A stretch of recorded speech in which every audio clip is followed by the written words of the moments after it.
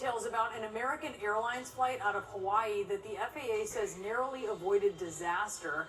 The plane was told to make a, quote, expedited climb after the crew is said to have missed a required turn after takeoff, putting it on a collision course with a mountain range near Honolulu, according to the FAA. And we're now hearing audio from inside the cockpit. CNN's Pete Montine has the story.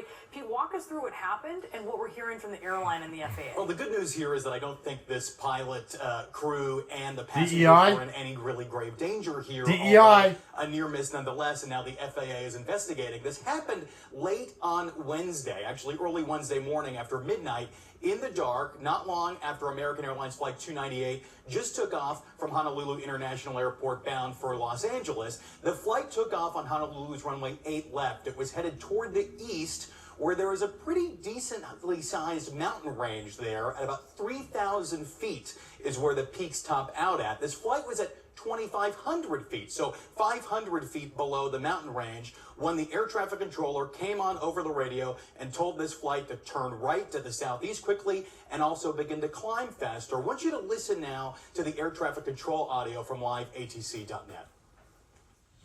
Turn right, the expedition climb through terrain, turn right, heading 120.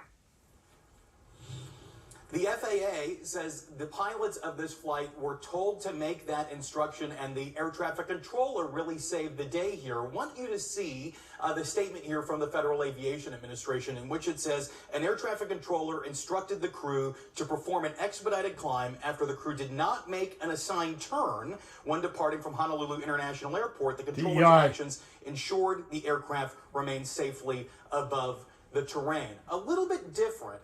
Equity and diversity is much more important than pilot skills. The crew requested and received a right turn clearance and complied with the controller instructions.